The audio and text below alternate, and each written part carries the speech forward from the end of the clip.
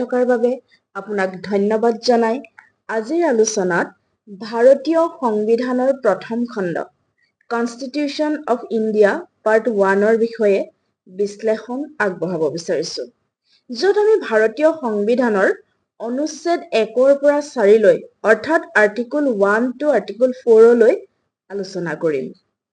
প্ৰথমে আমি আহোঁ 1 নং অনুচ্ছেদলৈ অৰ্থাৎ আৰ্টিকল 1।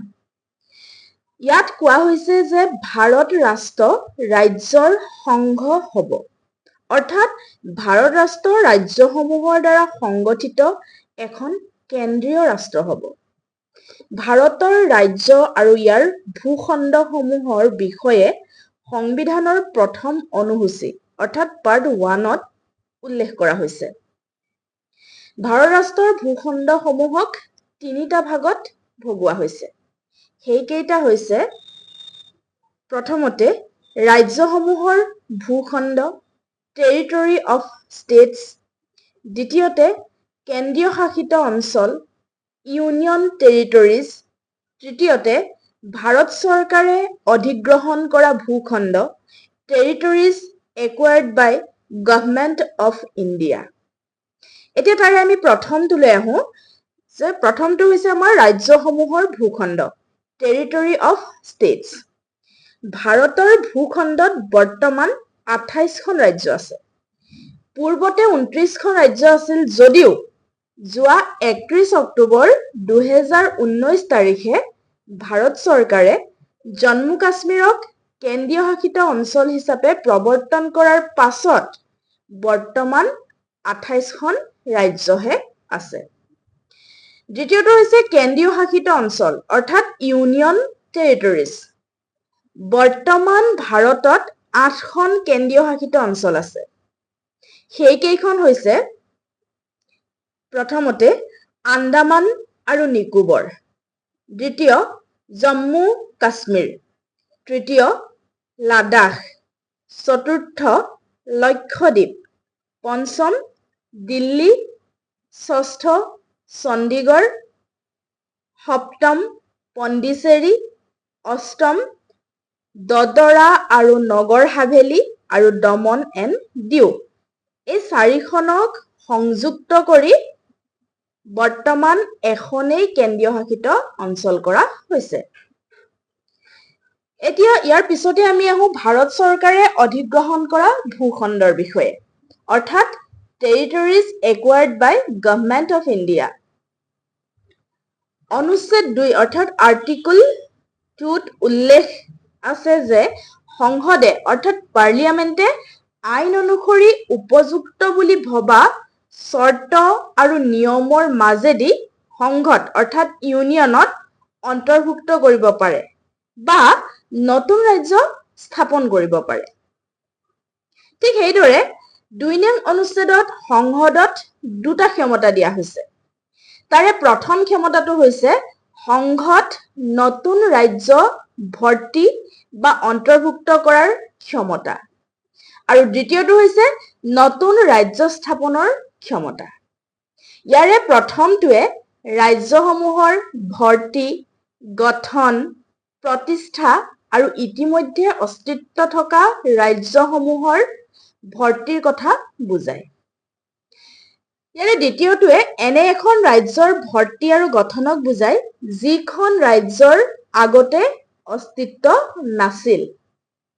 ইয়াতে মন কৰিবলগীয়া যে অনুচ্ছেদ 2ত ভাৰত সংঘত নতুন ৰাজ্যৰ ভৰ্তি বা প্ৰতিষ্ঠাৰ কথা উল্লেখ কৰা হৈছে, যিবোৰ বৰ্তমানৰ ৰাজ্যসমূহত অন্তৰ্ভুক্ত নোহোৱা ভূখণ্ডৰ পৰাও গঠিত হ'ব পাৰে। এতিয়া আমি আহোঁ অনুচ্ছেদ 3 অৰ্থাৎ আৰ্টিকল 3লৈ। আৰ্টিকল 3ত নতুন ৰাষ্ট্ৰ গঠন আৰু বৰ্তমানৰ ৰাষ্ট্ৰৰ সীমাৰ বিকল্পৰ বিষয়ে কোৱা হৈছে। অনুচ্ছেদ 3ৰ অধীনত নতুন ৰাষ্ট্ৰ গঠন বা প্ৰতিষ্ঠা কৰিবৰ কাৰণে কেইটামান ব্যৱস্থাৰ কথা কোৱা হৈছে। সেইকেইটা হৈছে যিকোনো ৰাজ্যৰ পৰা ভূখণ্ড পৃথক কৰি separation of territory from any state অথবা দুখন বা তাতোকৈ অধিক ৰাজ্য বা অংশ একত্ৰিত কৰি ইউনাইটিং টু অৰ মোৰ ষ্টেটছ অৰ পাৰ্টছ অথবা যিকোনো ৰাজ্যৰ যিকোনো অংশক একত্ৰিত কৰি uniting any territory to a part of any state. আকৌ ৩ নং অনুচ্ছেদত বা আৰ্টিকল 3ৰ অধীনত সংসদে অৰ্থাৎ পাৰ্লিয়ামেণ্টে যিকোনো ৰাজ্যৰ এলেকা বৃদ্ধি বা হ্ৰাস কৰিব পাৰে অৰ্থাৎ increase or diminish the area of any state বা যিকোনো ৰাজ্যৰ সীমা সলনি alter the boundaries of any state বা নাম সলনি alter the name of any state কৰিব পাৰে। ৩ নং অনুচ্ছেদত বৰ্তমানৰ ৰাজ্যসমূহৰ ভূখণ্ডৰ বাহিৰত নতুন ৰাজ্য গঠনৰ বিষয়ে উল্লেখ কৰা হৈছে। অনুচ্ছেদ ৩(১)ৰ অধীনত নতুন ৰাজ্য গঠনৰ ক্ষমতাত যিকোনো ৰাজ্য বা কেন্দ্ৰীয় শাসিত ভূখণ্ডৰ এটা অংশক অন্য কোনো ৰাজ্য বা কেন্দ্ৰীয় শাসিত ভূখণ্ডৰ সৈতে একত্ৰিত কৰি নতুন ৰাজ্য বা কেন্দ্ৰীয় শাসিত ভূখণ্ড গঠন কৰাৰ ক্ষমতা অন্তৰ্ভুক্ত কৰা হৈছে। ভাৰতীয় সংবিধানে সংসদক ৰাজ্যসমূহৰ সন্মতি বা সন্মতি অবিহনেও ৰাজ্যৰ ভূখণ্ড বা নাম আদি সলনি কৰাৰ ক্ষমতা প্ৰদান কৰে। সংসদে নতুন ৰাজ্য গঠন কৰিব পাৰে আৰু সৰল সংখ্যাগৰিষ্ঠতাৰে গৃহীত আইন অনুসৰি বৰ্তমানৰ ৰাজ্যসমূহৰ এলেকা, সীমা বা নাম সলনি কৰিব পাৰে। এনে আইন প্ৰণয়নৰ বাবে নিৰ্ধাৰণ কৰা সাংবিধানিক নীতিসমূহ হৈছে প্ৰথমতে ৰাষ্ট্ৰপতিৰ পৰামৰ্শৰ বাহিৰে সংসদৰ কোনো এখন সদনত নতুন ৰাজ্য গঠন বা বৰ্তমানৰ ৰাজ্যসমূহৰ সীমা বা নামৰ বিকল্পৰ কোনো বিধেয়ক উত্থাপন কৰা নহ'ব।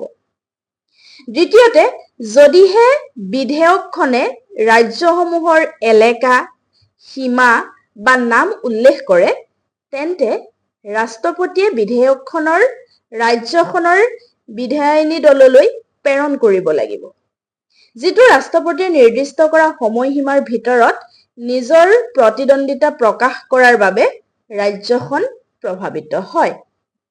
ৰাষ্ট্ৰপতিয়ে এনেদৰে নিৰ্দিষ্ট সময়সীমা বৃদ্ধি কৰিব পাৰে।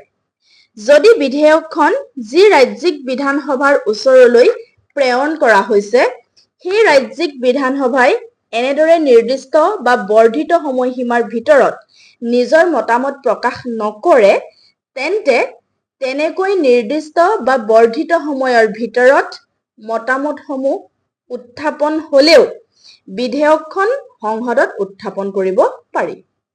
সংসদে ৰাজ্যিক বিধানসভাৰ মতামত গ্ৰহণ বা কাৰ্য কৰিবলৈ বাধ্য নহয়। তদুপৰি প্ৰতিবাৰে ৰাজ্যিক বিধানসভাৰ নতুন প্ৰসংগ গ্ৰহণ কৰাটো সংসদৰ বাবে প্ৰয়োজনীয়ও নহয়। এইদৰে স্পষ্ট হৈ পৰে যে এখন ৰাজ্যৰ অস্তিত্ব কেন্দ্ৰীয় চৰকাৰৰ ইচ্ছাৰ ওপৰত নিৰ্ভৰশীল। সংবিধানৰ ২, ৩ আৰু ৪ নং অনুচ্ছেদে ভাৰতীয় সংবিধানৰ নমনীয়তা অৰ্থাৎ ফ্লেক্সিবিলিটি অফ ইণ্ডিয়ান কনষ্টিটিউশ্যন প্ৰদৰ্শন কৰে। সৰল সংখ্যাগৰিষ্ঠতাৰে আৰু সাধাৰণ বিধান প্ৰক্ৰিয়াৰে সংসদে নতুন ৰাজ্য গঠন কৰিব পাৰে বা বৰ্তমানৰ ৰাজ্যৰ সীমা ইত্যাদি পৰিৱৰ্তনো কৰিব পাৰে আৰু তাৰ দ্বাৰা ভাৰতৰ ৰাজনৈতিক মানচিত্ৰখনেই সলনি কৰিব পাৰে। এতিয়া আহোঁ আমি ভাৰতীয় ভূখণ্ড বিদেশী দেশৰ হাতত অৰ্পণ। অনুচ্ছেদ ৩ৰ অধীনত সংসদে আইন অনুসৰি যিকোনো ৰাজ্যৰ ক্ষেত্ৰফল বৃদ্ধি বা হ্ৰাস কৰিব পাৰে। যিকোনো ৰাজ্যৰ ক্ষেত্ৰফল হ্ৰাস পোৱাটো হ'ব পাৰে য'ত ৰাজ্যখনৰ এটা অংশ উলিয়াই অন্য ৰাজ্যৰ এটা অংশ যোগ কৰি নতুন ৰাজ্য গঠন কৰা হয় বা যিকোনো ৰাজ্যৰ ক্ষেত্ৰফল বৃদ্ধি কৰা হয়। এই প্ৰসংগতে কোনো ৰাজ্যৰ ক্ষেত্ৰফল হ্ৰাস কৰাৰ সংসদৰ ক্ষমতাত ভাৰতীয় ভূখণ্ড কোনো বিদেশী ৰাষ্ট্ৰক অৰ্পণ কৰাৰ ক্ষমতাও অন্তৰ্ভুক্ত কৰা হৈছে নেকি? এই প্ৰশ্নটো ভাৰতৰ ৰাষ্ট্ৰপতিয়ে 143 নং অনুচ্ছেদৰ অধীনত দিয়া এটা উল্লেখত ভাৰতৰ উচ্চতম ন্যায়ালয়ৰ সন্মুখত বিবেচনাৰ বাবে উত্থাপন হৈছিল। সেই অনুসৰি 1958 চনত কিছুমান সীমা বিবাদ নিষ্পত্তিৰ বাবে কৰা ভাৰত-পাকিস্তান চুক্তি আৰু অন্যান্য বিষয়ৰ লগতে বেৰুবাৰী সংঘৰ আধা অংশ ভাৰতে পাকিস্তানলৈ হস্তান্তৰ কৰা আৰু পুৰণি কোচবিহাৰ এনক্লেভৰ বিনিময়ৰ ব্যৱস্থা কৰা। আপোনালোকে ল ইন আছামিজ চেনেলটো চাই থকাৰ বাবে আপোনালোকক ধন্যবাদ জনাই আজিৰ আলোচনা ইমানতে সামৰিছো। পৰৱৰ্তী আলোচনাত আমি লৈ আহিম ভাৰতীয় সংবিধানৰ দ্বিতীয় খণ্ড অৰ্থাৎ পাৰ্ট 2 অফ ইণ্ডিয়ান কনষ্টিটিউশ্যন। তাত থাকিব নাগৰিকত্বৰ বিষয়ে কিছু কথা। গতিকে নিয়মিতভাৱে আমাৰ ভিডিঅ'সমূহ পাই থাকিবলৈ ল ইন আছামিজ ইউটিউব চেনেলটো লাইক, শ্বেয়াৰ এণ্ড ছাবস্ক্ৰাইব কৰিবলৈ নাপাহৰিব।